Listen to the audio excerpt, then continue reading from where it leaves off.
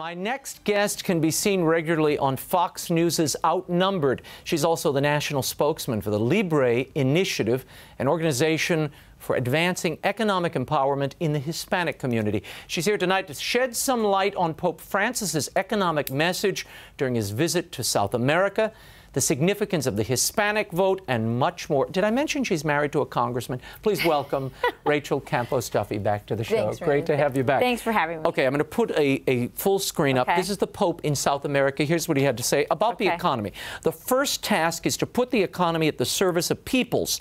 Human beings and nature must not be at the service of money. Let us say no to an economy of exclusion and inequality where money rules rather than service. That economy kills. That economy excludes. That economy destroys Mother Earth. The economy should not be a mechanism for accumulating goods, but rather the proper administration of our common home. This entails a commitment to care for that home and to the fitting distribution of its goods among all. Is the Pope preaching economic class warfare? He says no. Well, first of all, capitalism or free enterprise, I agree, is the worst system possible, except for everything else, right? And so it's not perfect, is what you're saying. It's not perfect, and I think what it needs is an injection of ethics and morality, which is lacking in the culture at large. And I think that maybe ought to be where the Pope is speaking to. Where is the culture? And are those moral principles, the ethics that would infuse business, are those infused in the culture at large? And I think that's where he should, because frankly, there's an article that says, I just received, that he actually admits that he knows very little about economics. Well, you see, but this is where my take is, if you get past the inflammatory stuff, and you realize that this is a man who grew up, spent most of his life in Argentina, hardly the free market capital of the world, crony capitalism and Peronism, let's face it. You know, and I think having that perspective, that is what he's sort of his understanding of the economy. If you peer through the rest of this and pull it apart, there is a lot of social and moral teaching here. In fact, I think he's actually calling people to have a heart for the poor and not get lost in materialism. That, I think, is what he's trying to say, but it's somehow being lost in the translation, I think, because of his own perspective. Well, because of his own perspective, but also because of his own words. I think just before Cardinal George passed away, God rest his soul, he actually talked about sort of these confusing sort of spatterings of statements that are from the Pope that are contradictory, and he sort of asked, you know, please don't make us be the one to have to sift through it. Please be more clear so we understand where you're coming from. In terms of class warfare, I think Mother Teresa said, we don't need class warfare. What we need is a class encounter where the rich save the poor and the poor save the rich. And I think that when he stands when he goes to Latin America and he stands next to an authoritarian, you know, third-rate populist who, frankly, has done a lot to erode the freedom, including religious freedom. You're talking about Morales in Bolivia. We know he's going to be in Cuba soon as well.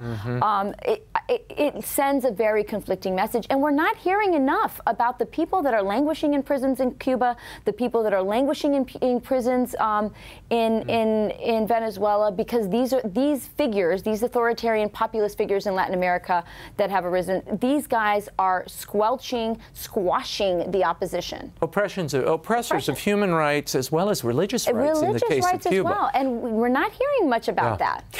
And I tend to agree with you. I think the mixed message is coming from, because I think he's actually saying what Mother Teresa is saying. You have to encounter these people. You need a real encounter with the poor. We should be with the poor. That I think he's trying to say. At the same time, there is this moment that everyone remembers from last week where the Pope received that hammer and sickle crucifix from Morales. And he said, oh, I didn't know that, when he looked at it. And later on the plane, he said, look, it's a piece of protest art. I'm taking it back to the Vatican with me. Maybe not the best imaging in all of this. Not great imaging, but two things. I mean, I was on social media. There's a lot of people who have endured oppression, religious oppression, at the hands of communism that were deeply offended that he accepted it and didn't use it as a teaching moment for Evo Morales and even for the Bolivian and Latin American populations at large. As a mom, you know, forget all the titles you gave me at the beginning. As a mom, very confusing. We try to teach our children to be reverent of the crucifix, which of course we know is a symbol of the ultimate sacrifice, and to have somebody like Evo Morales, I think really defile it in that way and have the Pope not respond. When we saw Mother Teresa stand up to Bill Clinton and talk about abortion and, you know, really speak truth to power, these are teachable moments for our world leaders who need that teaching from the Pope. And I think his silence on this is from a mom perspective, very troubling. Okay.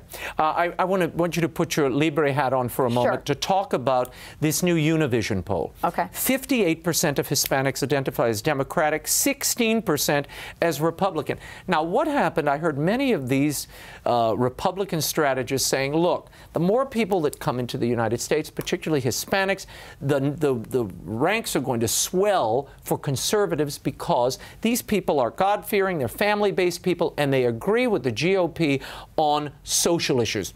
Not according to this Univision poll. Well, first of all, let me tell you this. They don't only agree on social issues. They actually, when you get down to the real issues, you take personalities out, take Hillary out, take all that out. They actually agree on the economic issues. And so what we see in this poll is one that Hillary is very well known. I mean, 96% of the people said they knew enough about her to form an opinion. That could not, I mean, even Jeb Bush in the same poll got 16%. So there is a chance that as people get to know more about these candidates, and if these candidates are perceived to be friendly towards the issues that Hispanics care about and can overcome some of the issues like immigration that have been used to batter GOP candidates, you could have a real race on your hand. Just to clarify, 68% view Hillary positively, Hillary Clinton, 35% view Marco Rubio, a fellow Latino, positively. Absolutely. Only 36% for Jeb Bush as well. So this is a GOP branding problem. And this is why I believe the left, or the Democrats, really want to keep immigration alive, and why Donald Trump is such a problem for the Republicans right now, because he is sort of confirming this narrative that, that the conservatives, or that the GOP is against Hispanics. I think when we can, when conservatives and the GOP in particular can get immigration off the table, all the issues, look at what is most important to Hispanics.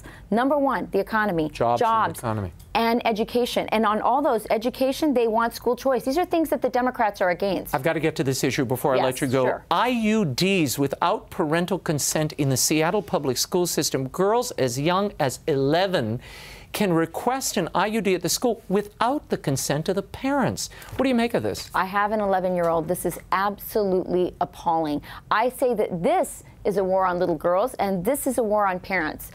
How dare they think they can put something that invasive into the body? We know that these things cause infections. An 11-year-old, not a parent, not knowing.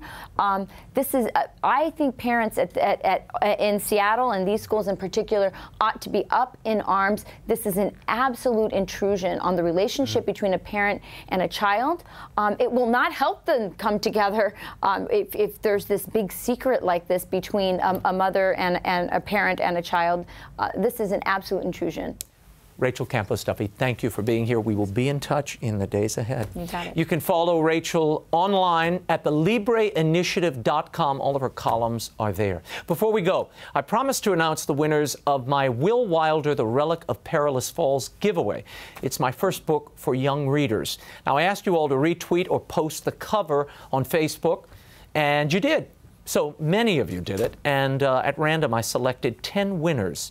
I want to thank you all. The winners are Carter Heller, Voldemom, that's her Twitter handle, we've contacted her, Debbie Gambert, Thomas Ryan, Helen Borger, Dawn Teresa, Rebecca Bauer, Lourdes Class, Dana Thibodeau, and Kurt Groch. Now, you've all been contacted. Check your social media messages. Will Wilder and the Relic of Perilous Falls goes on sale March 8th of 2016.